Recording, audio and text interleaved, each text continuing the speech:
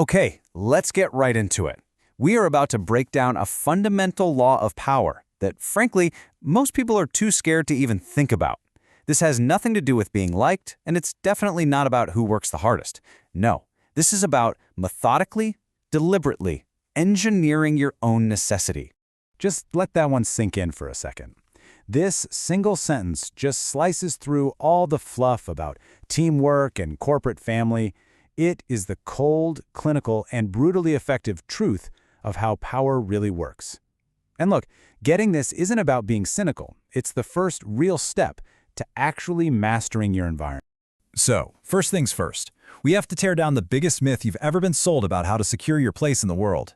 It's a myth that keeps good, talented people feeling permanently vulnerable. And what is that lie? Oh, you know the one. It's that story that if you just put your head down, do amazing work, be a great team player, and show absolute loyalty, you'll be rewarded. You'll be protected. Your value will just magically be recognized. Well, that's a nice thought, but it's a fantasy. This right here is the whole ball game. On one side, you've got the fairy tale we're all taught in school. Be nice, work hard, be loyal. And on the other side, the sobering truth. The system doesn't actually reward loyalty. It rewards leverage. And the most powerful form of leverage, the ultimate form, is becoming so essential that the cost of getting rid of you is way, way higher than just giving you what you want. So when you believe that lie, you walk right into a very dangerous place. It's a state of being I call the optional asset trap. And it's where the vast majority of people live out their entire careers, usually without even knowing it. An optional asset.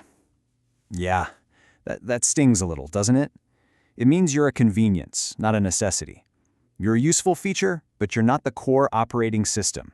You might be good at what you do, you might even be fantastic. But if someone else with a similar resume can do it for a similar price, you are, by definition, optional. So how do you know if you're stuck in this trap? Well, you gotta check for the symptoms. Ask yourself this: if you took a week off, would things just get a little messy, or would the whole operation grind to a screeching halt? Are your skills something you can find on every other LinkedIn profile, or are they a rare, powerful combination? Do you just get tasks done, or are you the single reason a critical outcome actually happens? And here's the big one.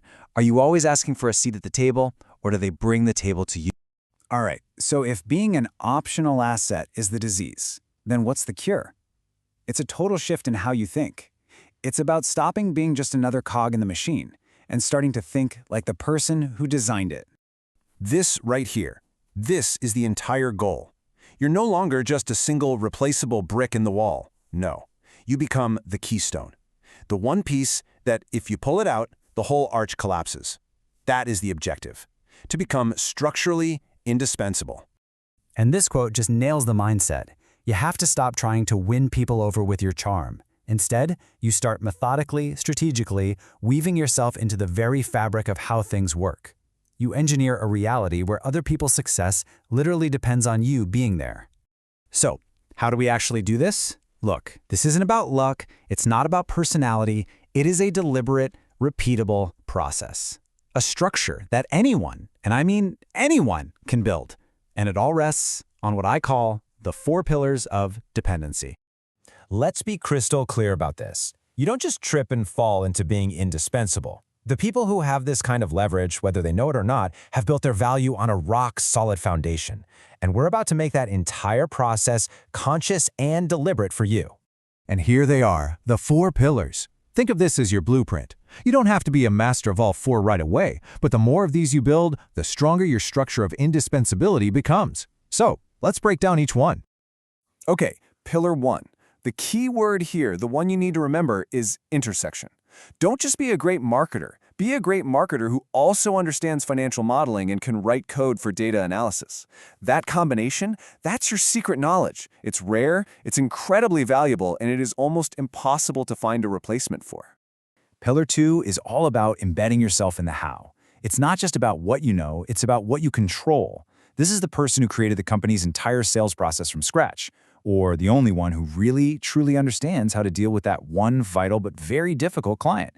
When a critical process can't run without you, you own it. Now, pillar 3 builds on this. This is about social and informational power. You become the spider in the center of the web. You're the person everyone goes to because you know what's really going on. You connect person A to person B, you know the history of the project, you hold the keys. Information is power, and the person at the center of that flow is immensely powerful. And finally, we have the fourth pillar. Now this one's a little more abstract, but man, it might be the most powerful of all. Think about Steve Jobs at Apple. His unique vision was the brand. When you become the face, the spirit, the driving force behind something important, removing you isn't just a personnel change, it's an identity crisis for the entire organization. So you build these pillars, you create this structure. Then what? What's the ultimate result? I'll tell you, it's not just about getting a promotion. It's about achieving something much, much bigger. Now, I know what some of you might be thinking. Isn't this just manipulation? I see it differently. I call it strategic reality. The world is already a game of leverage. Choosing not to learn the rules doesn't make you a better person, it just makes you a pawn. This is about a clear-eyed, clinical understanding of how value is actually created, controlled, and perceived. And this is the ultimate prize. Sovereignty. The freedom to act on your own terms, to command your own path. Because when they need you more than you need them, you are not playing by their rules anymore. You are setting the rules. And that, my friends, is true freedom. So, I'm going to leave you with this one question. Be honest with yourself.